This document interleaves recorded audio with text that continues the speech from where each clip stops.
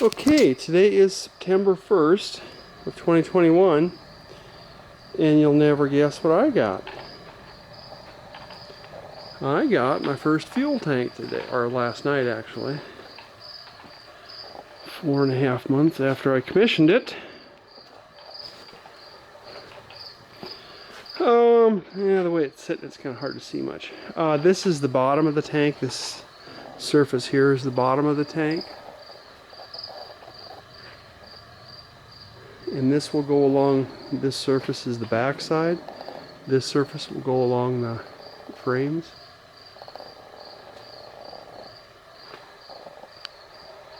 And you can see he did a little bit of a bend here, an overlap bend, and then weld up there.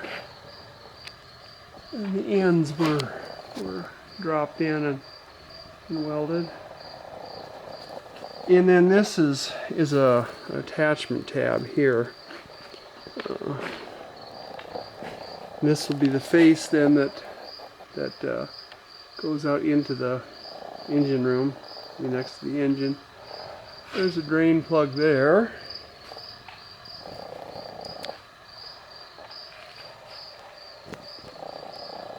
And then here's the top of the tank. I suppose you can see that he's got a couple of D-rings welded to it.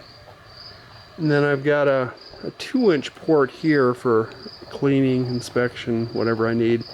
Yeah, I didn't put big inspection ports on here. Had I done that, they would have had to have gone on this inside face of the plate, and yeah, I just didn't want 5 or 4. I guess it was going to be 1, 2, 3, 4. Yeah, 4 inspection plates, or I suppose maybe I could have. See, here's a baffle here. You can see these heat marks from the welding. But I suppose you could have put a bigger one here and gotten half and half, and then put a bigger one here and gotten half and half. But I just decided I can get in here with a borescope if I need to inspect the tanks, and we can drain and rinse them from the top here. Run some pressure on a pump of some sort and clean them out if we need to, and then drain them. And then one of these is a return line, one of these is a pickup line. There's a vent line, and then a 1.5-inch fill line, which is actually 1.6 inches. So we should be able to get fuel in them fairly rapidly. And then there's another tab here will get drilled through, and that'll bolt into the frames then. So yeah, looks like they should work. I have just got done wire brushing the bottom and the back with a grinder and a wire brush, big wheel. So I'm going to get these wiped down with acetone and get a coat of primer on here and get the bottom and the back painted. And then once that's done, I'll lay it back down and put it on these little caster cart doohickey thingies. I got 4 of these for each tank, and then I can move it around.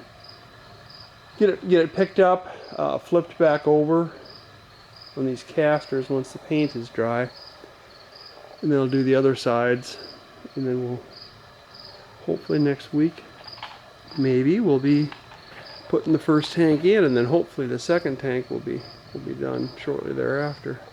Anyway, that's just a little bit of an update.